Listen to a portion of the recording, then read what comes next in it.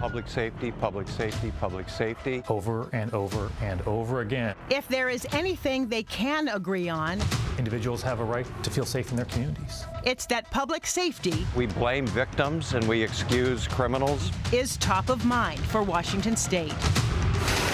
This is an election that could impact a young woman's access to reproductive care, a parent's ability to provide a meal, or whether a person has a roof over their head. Republican Dave Reichert. Feeling great, excited. And Democrat Bob Ferguson.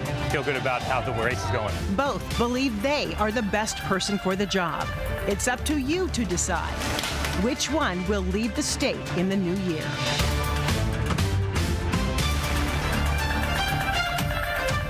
Good evening and welcome to the 2024 Governor's Debate. From Seattle to Spokane, from Tacoma to Toppenish, we are diving into the issues you care about, issues that are top of mind for voters all across the state of Washington. This Governor's Debate is brought to you by King 5, by the Seattle Times, by KREM 2 News, and El Sol de Yakima. On behalf of our partnership and our sponsors, we thank you so much for joining us tonight. I'm Joyce Taylor from King 5, and it's a pleasure to be your moderator tonight. Joining us is Jim Bruner from the Seattle Times, political reporter, and from KREM 2, Mark Hanrahan.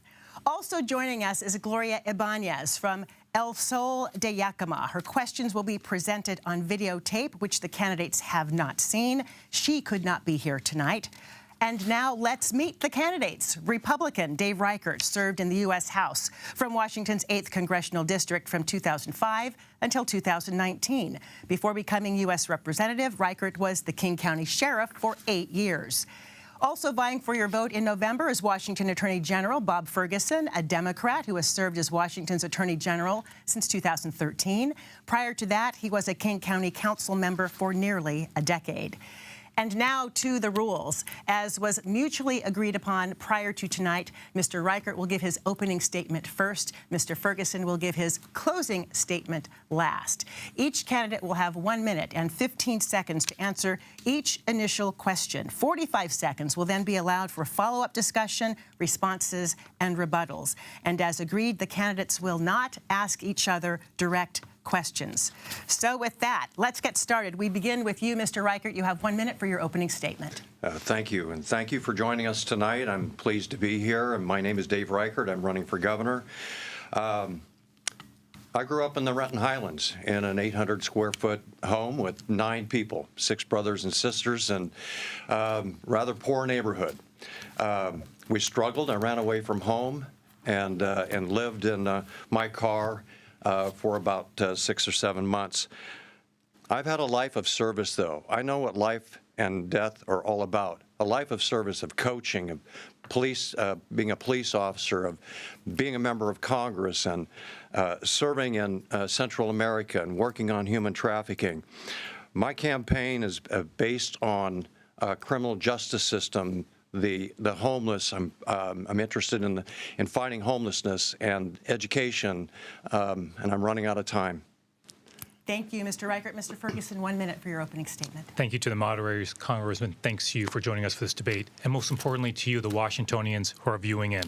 Look, Washington State is facing many significant challenges. We're going to talk about them tonight: homelessness, public safety, our education system, an opioid epidemic, and Washingtonians paying too much for groceries, for gas, and the cost of housing. We need a governor who's a change agent, while at the same time and critically defending our core freedoms, like reproductive freedom.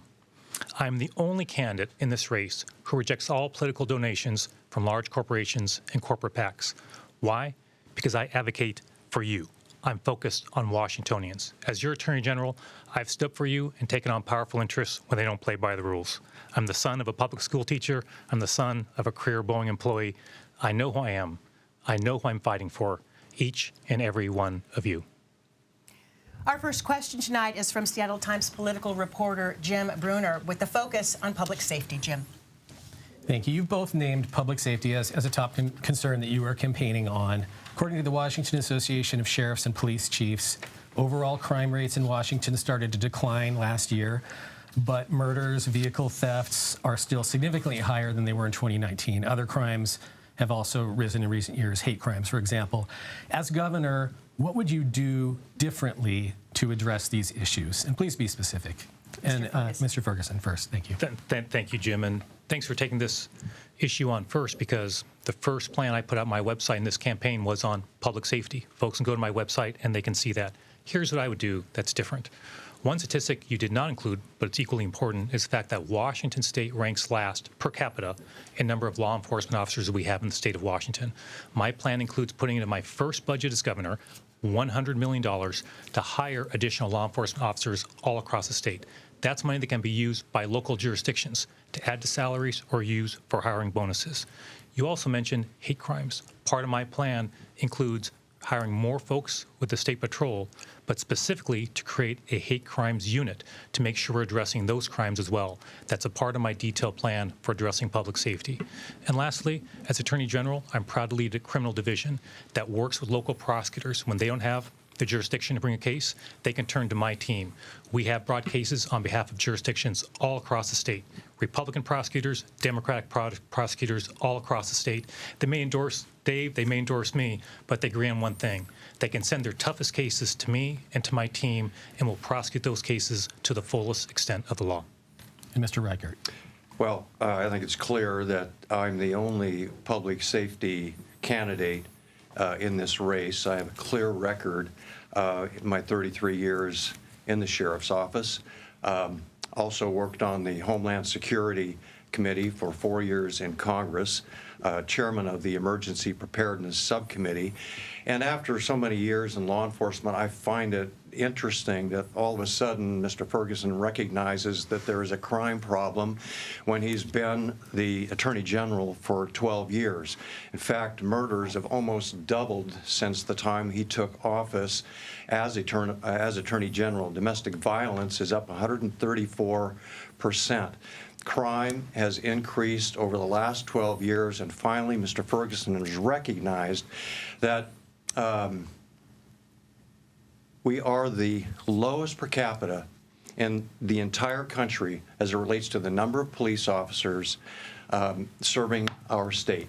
So we are, for example, the State Patrol is about 200 officers down. WSP is 200 officers down. SPD, 600. King County, 150. Mr. Reichert, I'm sorry, that's time. Yep. To follow up here, Mr. Ferguson, as your opponent here has mentioned, Washington, you have been Attorney General for 12 years. Washington is ranked 51st among the states in the District of Columbia, I believe, in police per capita for all that time, according to the Association of Sheriffs and Police Chiefs. Where have you been on this issue? There were some bills in the legislature that I don't recall you expending any political capital on or publicly really supporting that would do what you're suggesting now, which is give localities money and help in hiring local police officers. Where have you been, and why should voters trust you to take up this issue now? Well, first, we did sign in support of legislation to do exactly that. Right, somebody from your office signed in, but you did not testify. If I can finish my answer. So Sure. I did that, number one. Number two, let's get one thing straight. Dave said I'm the only public safety candidate. Dave, I'm sorry. I'm going to take no lectures from you about public safety when you are voting for and supporting a convicted felon for president, who, by the way, is also a convicted sexual abuser. In that race for president, I support a prosecutor. You support a convicted felon. So you have no standing. Say you are somehow the only public safety candidate. And let's be perfectly clear. I spent my time as Attorney General working with prosecutors across the state. When they cannot charge those cases, some endorse him, some endorse me, but they're united and bring me the toughest cases, the murders, the attempted murders, so we can prosecute those cases. Mr. Reichert, you'd like to respond to that? Yes, sir. And candidates do pivot during a campaign. They bring up new issues. You bringing up some issues that you've talked about differently when you were in Congress. What's your response to Mr. Ferguson here? Well, first of all, I think I've worked at probably the most serious serial murder case in the country in the history of this country. I think most people are aware of that. Secondly, I am the only public safety candidate in this race because I understand police officers. I was one. Just to address this is not a money issue as it relates to police departments and sheriff's offices across the state. This is an issue about trust for cops. And let me just, and I can explain that later as we go through the debate, but let me just also say, I hate to disappoint you, Bob, but I'm not supporting Mr. Trump. I'm making that announcement tonight. I am also not supporting Mrs. Harris. And that is time. Gentlemen, we're going to move on. Can I respond to that? I'm sorry, please. I mean, Donald Trump, he's telling you, the people of 30 Washington seconds. State, he's telling you that he doesn't support Donald Trump any longer. You reported this, Jim. You spoke to a group of Republican Party activists, and you said you are supporting Donald Trump. Specifically, what you did That's was not you said, true. That is not true, Mr. Ferguson. I'll take my time back. His campaign is built on lies. Gentlemen, we're going to have to... So, Congressman, that may be You got okay. to tell the truth, Mr. Ferguson. We're I'm going to gonna move interrupt you on. every time you Gentlemen, lie. We're going to move on. I'm sorry. Just to You've be got clear, to tell the just to be truth. clear, I'm not going to let him interrupt me and lose my time. That's not. Every statement that you've made, every ad that you've had on TV, Gentlemen, has been I'm a going to lie. have to just reinforce the rules. You've agreed not to ask each other direct questions. We're going to ask you to not interrupt one another respectfully. I am going to give Mr. Ferguson 15 seconds and Mr. Reichert 15 seconds. Then we will move on to the next topic. Thank Mr. Ferguson. Dave, you may think interrupting people is okay back in Washington, D.C., where you served. It's not okay here. I will not let you do it. Number two, it's been reported in the Seattle Times when you were asked about Trump. You said, if I say I'm supporting Trump, I'll be in trouble politically. What's my head doing? And you were nodding, and your own supporters acknowledged that, as was reported in the Seattle Times. So the idea that Mr. you're going to come Ferguson, here, thank you. Mr. Mr. Reichert. Ferguson, you are Trump. obsessed with Donald Trump. I am not obsessed with Donald Trump. Please move off of Donald Trump and stop your obsession with Donald Trump. And if you can't stand the heat, get out of the kitchen. it's gonna- Gentlemen, with that, we are going to move It's going on to be to a the long night. next I'm topic. sorry. It's going to be a long night if he keeps interrupting me and keeps trying to add more time. I'm just saying you need to enforce the rules. Hey, I took just my going to time, enforce the Mr. rules. Ferguson, and now you've added On extra behalf time. of our viewers who really want us to cover as many topics as possible, appreciate that. so that they can decide how they're going to vote He in the keeps fall. interrupting me. I'm respecting your rules. I'm going to ask you. Respectfully, I'm going to ask you that you ask enforce them with both Mr. not to Reichert. interrupt me as the moderator. I am fine with- going to move on to the next topic, Yes, gentlemen, ma'am, happily. respectfully. We're going to Thank turn you. to the homeless crisis and the housing in our state. According to the 2024 point-in-time count, more than 31,000 people are experiencing homelessness across Washington.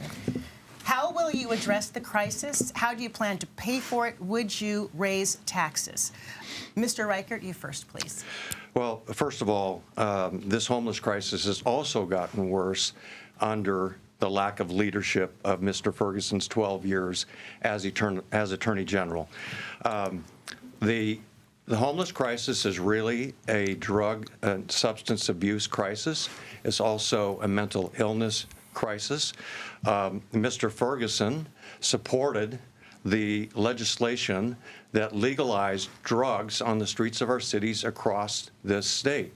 He legalized drugs such as fentanyl, which is a poison, and people are dying from fentanyl. We are handing out kits called survival kits. The taxpayers are paying for these survival kits that contain a needle, a syringe, some aluminum foil, a pipe, and some Narcan. That's a survival kit. We're not helping the people on the street. And I would pay for this, helping the homeless through the $1 billion that we somehow misplaced during the COVID monies. My time is up. Thank you, Mr. Ferguson. Please. A point of agreement. We agree that the issue of homelessness is complex. Mental health, chemical dependency, and affordability all play a key role in addressing this crisis. The difference here is we have very different ideas about how to address it. My opponent has said repeatedly that we should send the unhoused, the homeless, to McNeil Island as a solution, or to Evergreen State University, by the way, because he thinks it's closing for some reason. You've said those things over and over again. Those are not serious proposals to a serious situation. In contrast, we, in my office as Attorney General, have taken on some of the most powerful corporations in the world who have fueled the opioid epidemic by not playing by the rules. What have we done by bringing those cases? Recovered more than $1 billion, and yes, that's with the B, $1 billion. And I've insisted in those agreements the money can only be used by the state and by local governments to invest in treatment and first responders, and they can only use those dollars to address the opioid epidemic. So there's a clear contrast in this race with someone who's getting the resources, getting money for treatment, getting money for first responders. I'm proud to be endorsed by the state firefighters who are on the front lines of dealing with these issues.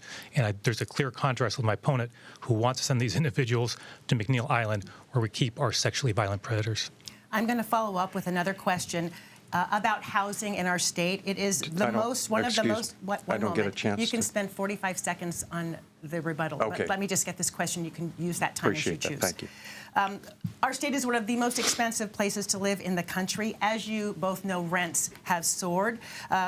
According to the Housing Affordability Index in May of this year, a median income household can afford to buy a median priced home in only 3 of Washington's 39 counties. What do you propose to do as governor to create the desperately needed more affordable housing? Mr. Reichert. Okay, so housing, there are so many things that interconnect with the cost, not just housing, but the cost of everything that we buy. And you've got to go back to crime. Crime ties into people who are living on the streets. So now we're talking about homelessness, crime and homelessness, people living on the street, using drugs, sleeping, falling asleep, and or totally wasted, living in the doorways of our businesses. The businesses close, we lose jobs, the economy starts to suffer. The other issue here is taxes and regulation. So taxes, let's just talk about the gas tax, for example. That adds a cost to everything that we buy in this state, not just gas, but food, clothing, and everything else that we buy in Washington State. And do feel free to finish your sentence before you do move on. But Okay. Mr. Ferguson, same Thank you. I appreciate this question because I've been to all 39 counties, and in listening to folks in all 39 counties, the issue I hear most frequently is this specific issue, affordable housing. And there's much that we can do as a state. As a state, we need to construct 1 million units of affordable housing of all kinds in the next 20 years. In my voters pamphlet statement, I put in black and white, in my first term as governor, we're going to construct 200,000 units of new housing. How are we going to do that? Public-private partnerships. When I meet with business executives, they talk about the need for housing. They're ready to invest. When I met with a small business owner in central Washington who runs a restaurant, he's had to scale back the hours of his restaurant because workers in that local community cannot afford housing. There's bipartisan solutions. We can come together as a state to address a real crisis. We're going to turn now to some of the initiatives on the ballot. Those questions coming from Mark Hanrahan from KREM 2. Mark. Thank you. Mr. Ferguson, this question goes to you first. This fall, voters will decide on the fate of 4 initiatives, including I-2117, which would repeal the state's Climate Commitment Act, which calls for having the state's largest polluters pay for carbon emissions. Are you going to vote for this initiative? And if not, what should the state's role be in fighting climate change? So I'll be voting no on the initiative. In other words, I'm opposed to repealing the Climate Commitment Act. And just want to elaborate that for a moment. This will be a critical issue facing our voters, and I believe that the Climate Commitment Act needs to be adjusted. For example, farmers are entitled to an exemption under the Climate Commitment Act. That hasn't happened yet. When I'm elected governor, I've met with farmers in Odessa. We're going to make sure that the state follows through on the promise to make sure those farmers get the exemption they're entitled to. Something else I would change with the Climate Commitment Act. Look, that act helps fund a working families tax credit. That's helping out working families all across the state. We need to expand the amount of money going to that working families tax credit to help Washingtonians all across the state. Finally, what I'll add is there's a transition coming to a clean energy economy in this state. We need to embrace that. Why? It's good for clean air, it's good for clean water, but guess what? It's also good for jobs. I was in Wenatchee, went to an apprenticeship training program there. What were those hundreds and hundreds of Washingtonians training for? Clean energy economy. Those are jobs for Washingtonians all across the state, and that's a key reason why I also support the act, but it does need to be adjusted as we move forward. Mr. Reichert. So I have a great record on climate in Congress. I worked on Alpine Lakes, Wild Sky, Mountains to Sound, Greenway. Those are all great accomplishments in making Washington State green, clean, and pristine, and we all want that. The problem with the gas tax is we weren't told the truth. We were lied to. We were told it was going to be pennies. It's more than pennies. It's gone up to 50 cents. At some points, we're competing with California now to see who can have the highest gas tax. Now, when we do that, again, I'll go back to my previous statement, everything that we buy goes up. Everything that's hauled in trucks, grown on farms. And here's what's bothersome. The voters did not have an opportunity to really voice their opinions in this case. So I say, let's vote yes, pay less, and then let's let's have a discussion with the members of our state legislature and find a way forward that's not placing the cost of green, clean energy efforts on the backs of hardworking Washingtonians. We'll stay on the same topic, and this question will go to you, Mr. Ferguson, first. Before the law took effect, Washingtonians were told the CCA's impact on gas prices would be minimal, maybe a few cents a gallon. In reality, it quickly led to higher prices, around 25 cents or so a gallon. Do you think the public was misled about the CCA's impact on gas prices? And would you take any steps to reduce gas prices and bring them back in line with states like Oregon? Yeah, it's time to move forward on what's going to happen moving forward. And I talked earlier about making sure, for example, farmers get that exemption they're entitled to make sure they're not paying too much in gas prices. We need to make sure we're holding gas corporations accountable when they're not playing by the rules.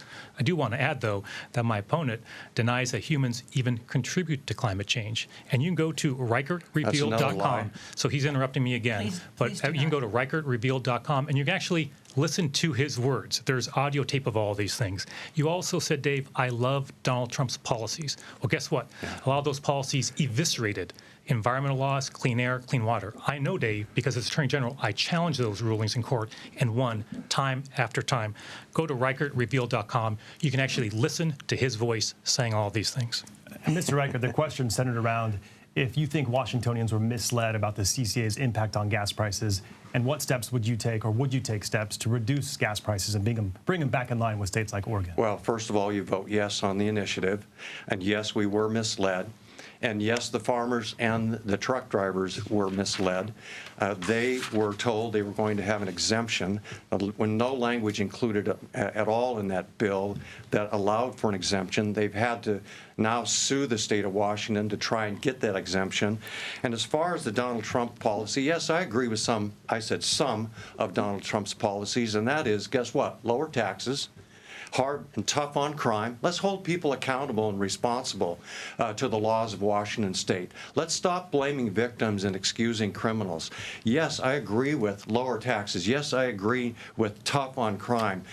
Yes, I agree with tougher on the borders and border security. We're allowing terrorists into our country. Mr. Reichert, that's time. Thank you. Our next question comes from Gloria Ibanez, editor of El Sol de Yakima. We have her questions, as you know, on videotape. This first question is focused on farm worker protections. Washington has a multi-billion-dollar agriculture industry, and farm workers are vital to our state fruit harvest. A recent law gives these workers overtime, though farmers and growers want the state to roll that back. Would you recommend changes to new farm worker overtime rules and worker protections? Mr. Reichert? Yeah, I agree that workers need to be paid fairly, and meeting with ranchers and farmers across the state, they have exactly the same feeling. They want to pay their workers fairly, and they want to treat them fairly. They want to create a great work environment.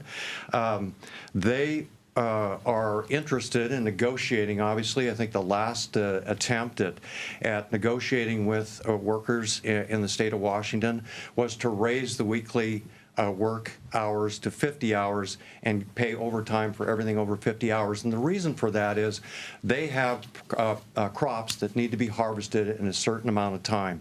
So I would look forward to working with the workers and the farmers together to find some agreement, some compromise, and base our decision on how we move forward with a fair treatment of workers on facts, and bringing people together to talk about and work through these issues to find the final solution. Mr. Ferguson. So I agree with Dave. Greater resources for farm workers, greater pay for farm workers, something I agree with. There's a difference here in this race, though, and that is that I've been specifically advocating for farm workers in my time as Attorney General. I'm proud to be endorsed by the National United Farm Workers. So, for example, when farm workers were mistreated here in Washington state, they turned to me and my team. We worked together to bring litigation against companies that mistreated them, sometimes in very stark and inhumane ways. We didn't just prosecute those cases successfully. We won millions of dollars. What to do with those millions of dollars? Put those dollars back in the pockets of farm workers. I've been to Central Washington and met with those farm workers. My team has met with those farm workers. My kids, they're teenagers in high school. I communicate to them how important farm workers are to our economy, to putting food on the table. They participate in a summer program the last 2 summers where they meet with farm workers. They help out their kids while the farm workers are in the fields to get exposed to what folks do in our society who do some of the most difficult work that few people want to do that makes a huge impact on all Washingtonians. So there will be no greater friend to farm workers when I'm elected governor than me. My record proves it, and I look forward to advocating for them when I'm their governor. Thank you. Could I add something to that? Yes, 45 seconds. Okay, yeah, it won't take that long. I would like to point out, too, that I was a supporter of DACA and Dreamers when I was in Congress. So I want to make sure that those people that have come to Washington State from other countries, that they're treated fairly, that they have an opportunity to move forward in our community. They're so critical to the businesses and the farms that we operate here in Washington State. I want to make sure that they have a pathway to citizenship and they can build their families and their family businesses here in Washington State. And I'd like to respond to that because this is important for farm workers and all Washingtonians to hear. Dave, you said your line about Donald Trump, that I quote you saying, I love Donald Trump's policies. You tried to correct me and say, no, I said I like some of them. No, you're That's incorrect. Folks can go to that website, Reichert Revealed. There is audio of you, Dave, saying, I love Donald Trump's policies. And I can assure you, Donald Trump's policies and his behavior is the antithesis of what farm workers are fighting for in our state. His policies would have harmed farm workers and too many communities of color all across our state and all across our country. I know this, Congressman, because I fought against Donald Trump. I beat him in court over 50 times to protect our environment, to protect our rights, and defend our freedoms. You, sir, said, I love Donald Trump's policies. Mr. Our stark Ferguson. difference could not be more. 15 seconds. 15 seconds. Bob, that's not true. I do agree with some of Mr. Trump's policies. I've explained those agreements. You're not being truthful. Please be truthful. And you're obsessed with Donald Trump. I've moved past that. I'm focused on the problems here in Washington State. Thank you both. We are going to move on to reproductive health now in Washington State. After the Supreme Court struck down, we're going to talk about budget first. We will come back to that topic. No problem. Jim. Thank you. Washington's last government tax revenue forecast was down $500 million from previous estimates. It's not a crisis for state government yet, but the next governor could face financial pressures, balancing the services that Washingtonians expect, and both of you, in some cases, proposed even new programs, and balancing that with what's actually coming in. How would you keep the state on a strong financial footing? Do you think there are any new taxes the state should consider? Some in the Democratic Party want a wealth tax on the very wealthy, for example. Or would you look to cut spending? And in your answers, please be specific on a tax or a program. If you want to cut something, tell me what it is. If you're considering a tax, tell me what that is. Tell our viewers what that is. And Mr. Ferguson first. Thanks so much. So I'm a believer that past performance is your best indication of future action. My time on the King County Council, I served on the budget leadership team and actually was the budget chair for a multi-billion-dollar budget. It's not the state budget, but it's big. How do we produce bipartisan, balanced budgets that provided for the citizens and residents of King County? Because we worked together. When I was the budget chair, it was 2 Democrats and 2 Republicans. Even though Democrats controlled the majority of the King County Council, we locked ourselves in a room and we hammered out that budget line by line and could bring it to the full council where all voted for it. That's the approach I'll take. I've done that as Attorney General. I've expanded services, the work that we do, taken on Donald Trump over and over again, having a civil rights division, advocating for farm workers, and winning huge cases. How did we do that? I didn't go to the state legislature and ask for more money. I got smart with our budget to prioritize. As a result, the Tri-City Herald, from a pretty conservative part of our state, wrote an editorial praising me, saying Ferguson runs his office like a business. That's what we need more of in state government. Prioritize our spending, make sure we're spending more of our budget on things like education, and making sure we're focused on serving all Washingtonians. Mr. Reichert. Well, first of all, running your office like a business, in the last 12 years, you've hired 400 additional attorneys. You now have 800. We have 800 attorneys working in the Attorney General's office, and we've lost hundreds of police officers. That doesn't make any sense to me. And it also doesn't make any sense to me as in regard to being budget conscious. So we have a $4.1 billion surplus right now in the state budget. $2.8 billion of that is available for us to use and apply to different problems across the state. The problems that we can address really are crime, hold people accountable. There has to be consequences. When we start holding people accountable, for example, if you're a drug addict, I know in parts of this state what's happening is you are waiting for grocery stores, you're waiting for department stores to open. You walk in, you fill your arms with goods, you walk out, you sell those goods for 40 or 50 bucks, and you buy yourself a hit of dope. That's what's happening. And that's what's causing the rising costs in all of the goods across our country. That's one of the things. Homelessness is another. It goes back to fentanyl, and my opponent legalized fentanyl, helped to legalize fentanyl. The congressman mentioned my budget, so I'd like to respond to that. So yes, Dave, you're right. We have 800 attorneys, and I'm proud of each and every one of them. Guess what those attorneys do? We grew our criminal division in our office to make sure we're fighting on behalf of Washingtonians. We created an organized retail theft unit in our division to prosecute those cases. We created a consumer protection division that can now take on the biggest corporations in the world that fueled our opioid epidemic. What's the result? More than $1 billion for Washingtonians. The AG's office, Dave, is a revenue generator for the state of Washington. We return hundreds of million dollars in case settlements. We return millions of dollars to Washingtonians. The total is literally in the billions of debt relief and dollars back in the pockets of Washingtonians. That's how you run a budget. That's how you run an office. Okay, look, you hire 800 attorneys and you create a task force that does nothing. In 2 years, you make 2 shoplifting arrests.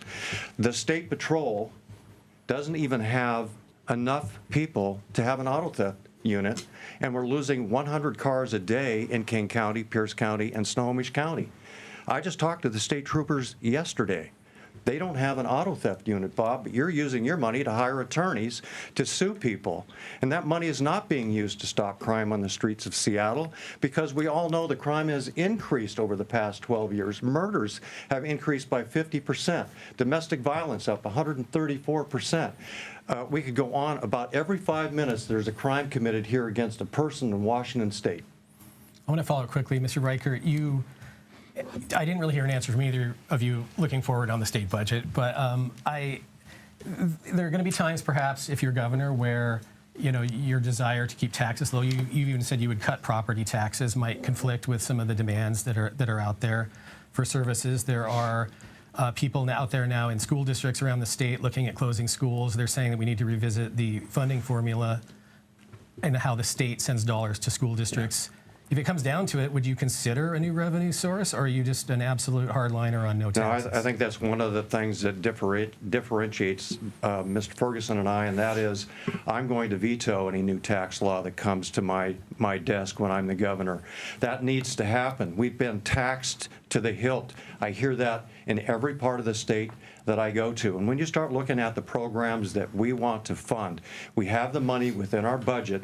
One of the problems is that money is being misspent and on programs that just don't work. And we're going to find out which programs work, which ones don't. We're going to shift monies, and we are going to create those private-public partnerships here in Washington State.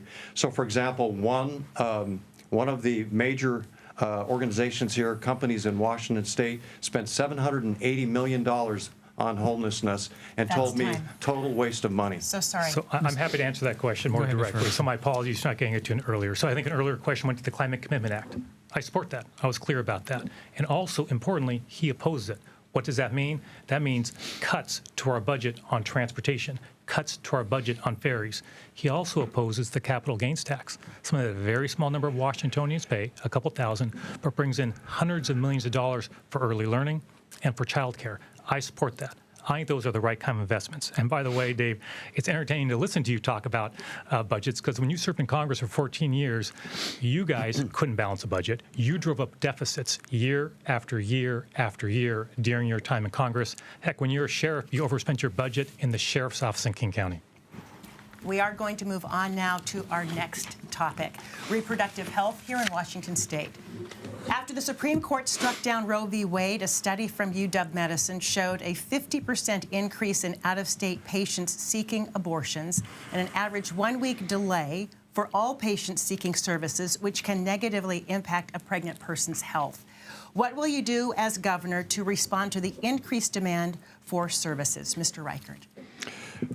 Well, first of all, I want to make it clear that when I'm governor, I will support and protect the abortion laws that currently exist in Washington State. This is a question that's been asked and answered since 1970. That's when the first law was implemented. As a patrol officer in Federal Way, my job back in the mid-1970s was to keep an abortion clinic open when protesters tried to close the sidewalks and the driveways. I will do the same as governor. I will protect those laws and work with our members of the House and the state legislature to Senate to protect access to abortions. The question was, what will you do as governor to respond to the increased demand for services and the one-week delay that women are now experiencing because of the influx of out-of-state patients? Will you answer this question, Mr. Ferguson? Yes. Yes, of course. The same question. Yes. So, of course, we'll be making sure we make investments as a state to make sure that all women, whether coming from out of state or within state, are able to access the full range of reproductive freedom, which, again, is a critical difference in this case. When the Seattle Times editorial board endorsed me, by the way, an editorial board that endorsed Dino Rossi, Republican, over Chris Gregoire, Rob McKenna over Jan Zlee, they pointed out, Dave, that you said the same thing to them, what you said here. I'll never interfere with reproductive freedom. But they pointed out in their editorial that what you said, again on audio, to an extreme pro-life group that seeks to ban abortion nationwide, that you would, in your own words, once again, seek to unravel abortion protections in Washington State. And that's consistent with your history. You went back to Congress and you voted 3 times for a nationwide abortion ban that criminalizes doctors. Look, you do not support a woman's right to choose. You say one thing when you're speaking to Washington people in a forum like this, and you say something else entirely when you think you are behind closed doors. That's been a pattern with you on Donald Trump. That's a pattern with you on reproductive freedom. And that is something that the Washington voters will need to hear over and over throughout the rest of this campaign. I want to follow up on something that you said, Mr. Ferguson, and then I will let you rebut, Mr. Reichert.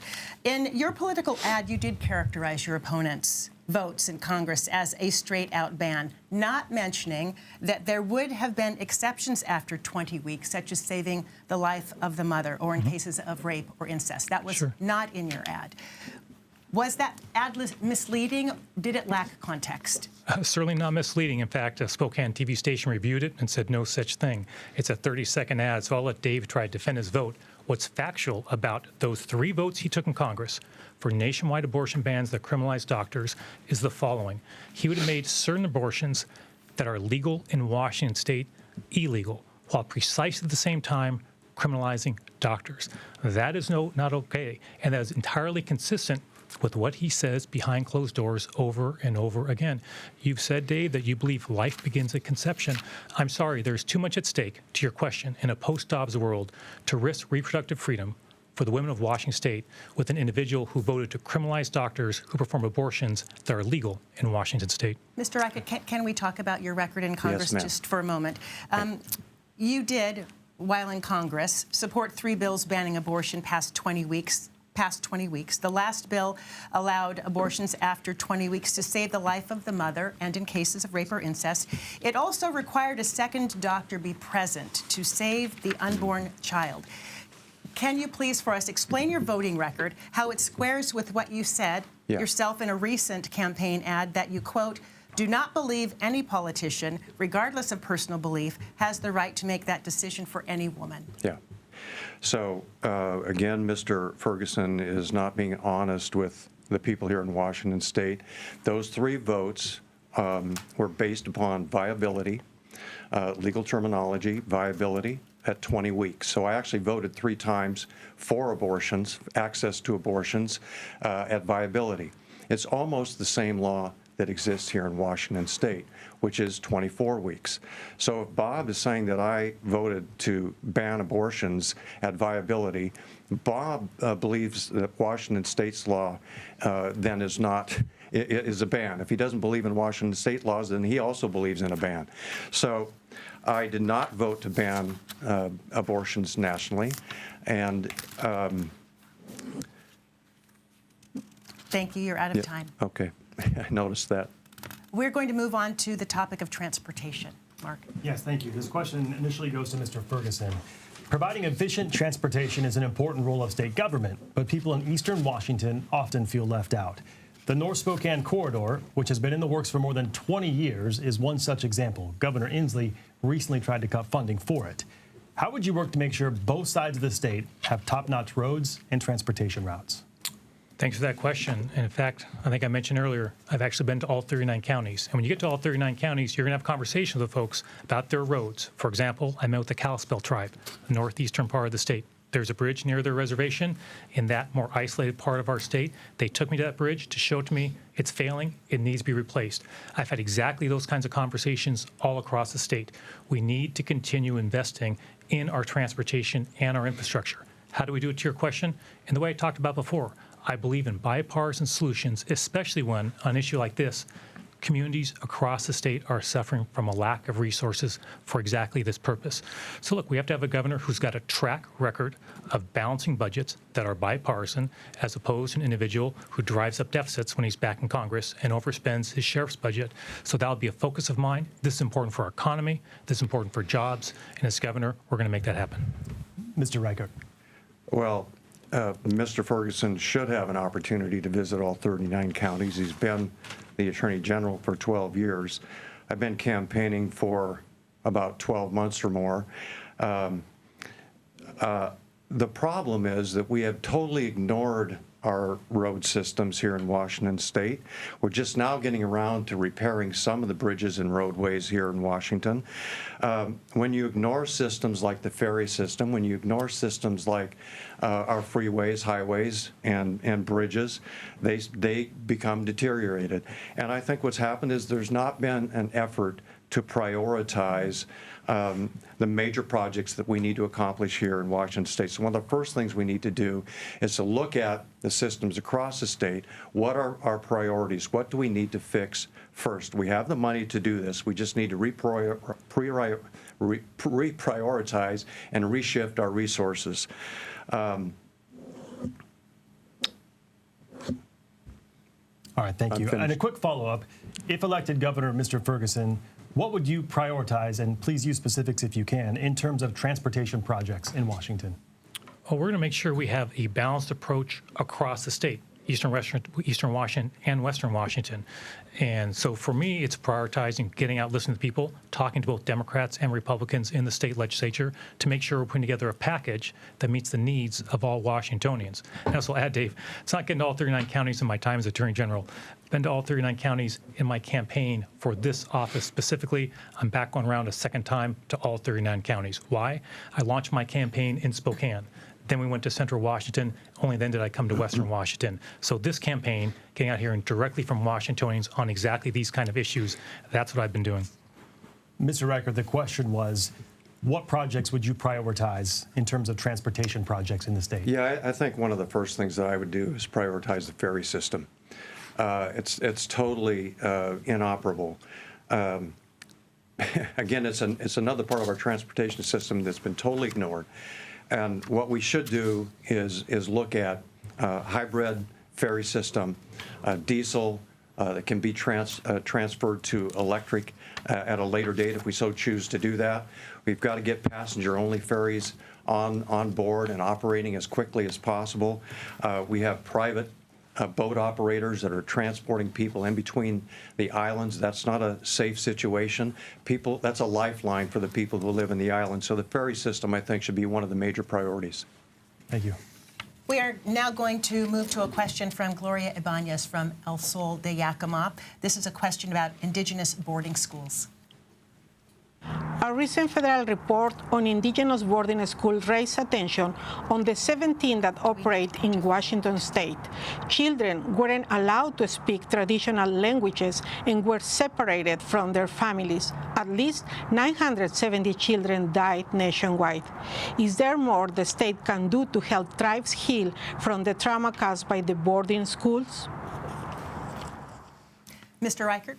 Absolutely. I would look forward to working with the tribes in making those safe places for our children and the families of our Indigenous community members. Mr. Ferguson? Great. And I'm sorry, I have a minute 15 for this. Great. Okay, just want to make sure. Thank you so much for that question. I don't just look forward to meeting with tribes about this. I've been doing it. My team is actually putting together a group to address this specific issue, working with tribal leaders and tribal members all across the state. What has gone on with boarding schools in our state, just like in other states, is a true tragedy. And I've heard that loud and clear from tribal leaders and tribal members as I've met all across the state with every tribal council all across the state. I'm proud that I'm the only candidate running for governor that's actually endorsed by tribe, more than dozens. I might also add, this issue is critically important. We're going to follow up on it. But also an issue that impacts tribes disproportionately is the issue of missing and murdered Indigenous women. My team put together a task force. We went to legislature and got funding for a team in my office, yes, Dave, additional lawyers. And guess what they're doing? They're standing up for tribes, bringing cases, bringing accountability, and solving cold cases of missing and murdered Indigenous women all across the state. That's what leadership looks like, right? Is reaching out, communicating with those folks. And sometimes, yes, you need additional resources to bring justice to survivors and bring accountability for folks who violate the law.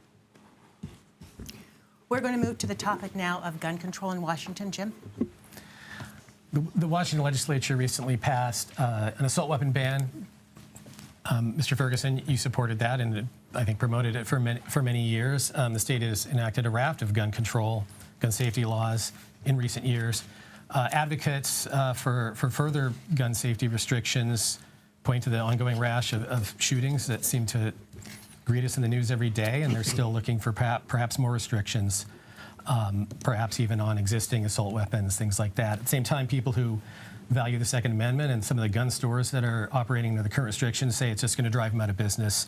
I'll start with you, Mr. Ferguson. Should the state go further, are there any other restrictions that you're looking at with licensing or tracking of guns in the state? I think we're always keeping an open mind, but I think it's important to start from a place of, I'm someone who supports the Second Amendment.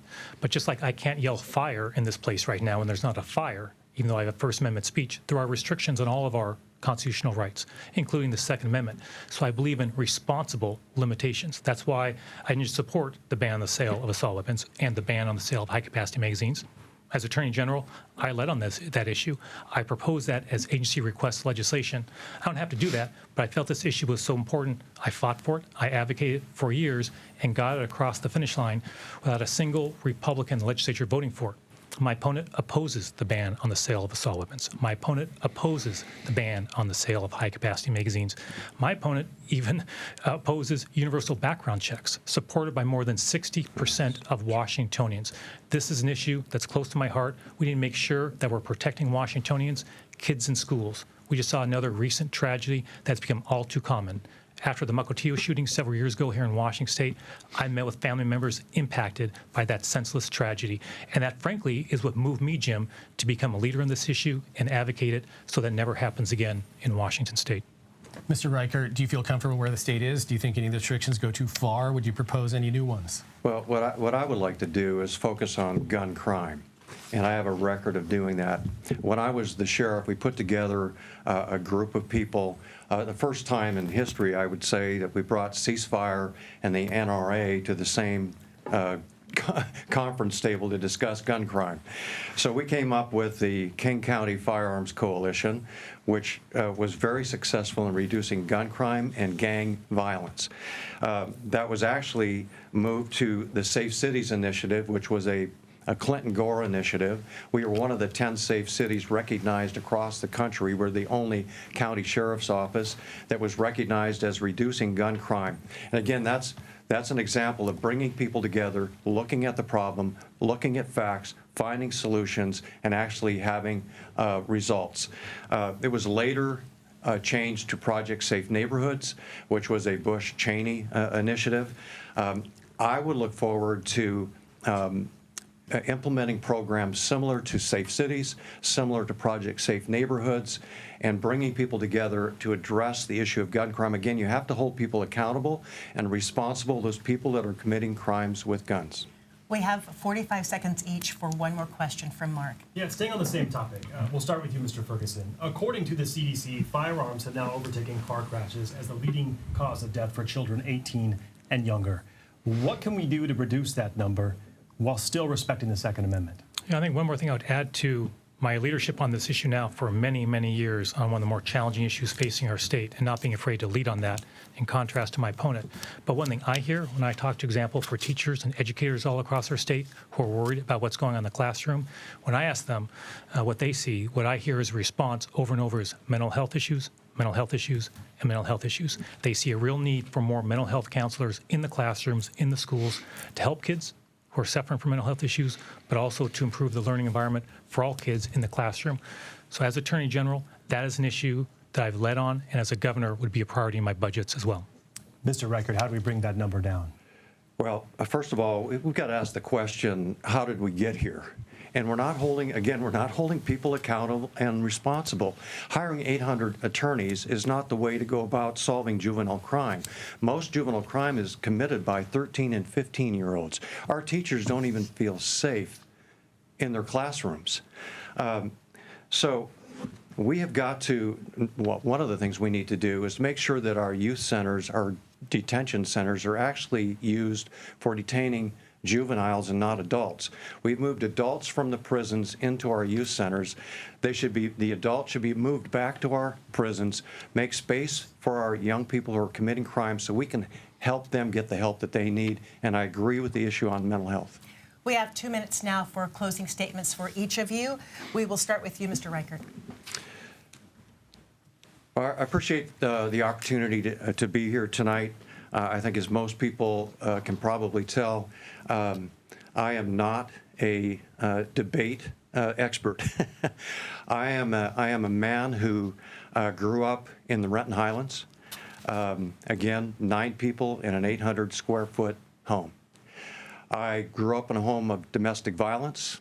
I lived in my car, checked on my brothers and sisters, and went into the Air Force, joined the sheriff's office, was fortunate and blessed enough to be a member of Congress, and I find myself in this position today, coming from that humble place in the Renton Highlands, being a candidate to be your governor.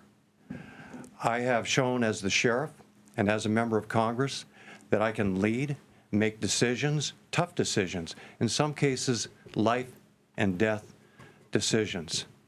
I have the experience through all of, and blessed with the career that I've had, to have the experience that has brought us to this moment today, where we're facing some of the most major issues that we faced in this state in our history.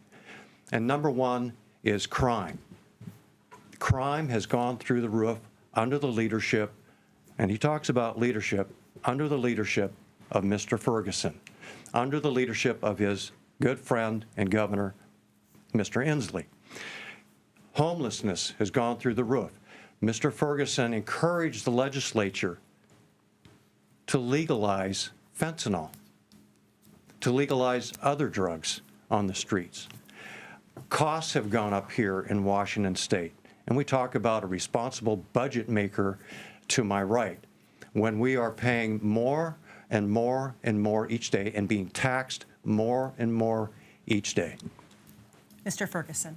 Thank you to the Washingtonians tuning in to this conversation. And you've seen a real contrast in our respective visions for the future of the state of Washington. Reproductive freedom. You heard tonight, he went back to Congress and voted 3 times for nationwide abortion bans that criminalize doctors. He said to an extreme pro-life group that he would seek to unravel, his word, abortion protections here in Washington state. I'm endorsed by Planned Parenthood. I'm proud of that. I will defend your reproductive freedom. He went back to Congress and voted dozens of times to repeal and gut the Affordable Care Act, stripping away protections for those of you with pre-existing conditions. In contrast, I fought to defend the Affordable Care Act in court. You've heard about him and Donald Trump. He says, I love Donald Trump's policies. He even bragged to a group that he has a signed MAGA hat at his home. I can assure you we don't need a signed MAGA hat in the governor's mansion. What we need is someone who's a change agent, who will change the status quo. Look, I got my start in politics by challenging a 20-year incumbent from my own party, took on that incumbent, and I won. As an attorney general, I've taken on presidents of both political parties, standing up for workers in the Tri-Cities, standing up for clean air and clean water, and standing up for your rights. That's what we need as a governor. My priorities are public safety. When I'm governor, we'll hire more police officers. We'll make sure you're paying less for gas and groceries and for housing. We'll improve our education system, our workforce training, and apprenticeships. My family's been in the state for 5 generations. I'm looking forward to watching this debate later on with my kids and family. But this election is not about my family. It's about yours. Make Washington State better for every single family. At the end of the day, as governor, I'll protect your rights, I'll defend your freedoms, I'll change the status quo, and I ask for your vote for governor of Washington State. Thank you very much. And thank you, Mr. Ferguson. Thank you, Mr. Reichert.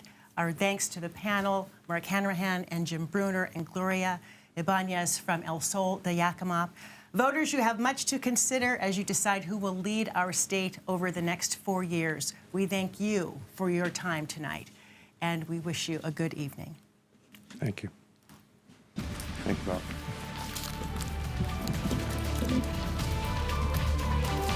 Thanks, Phil.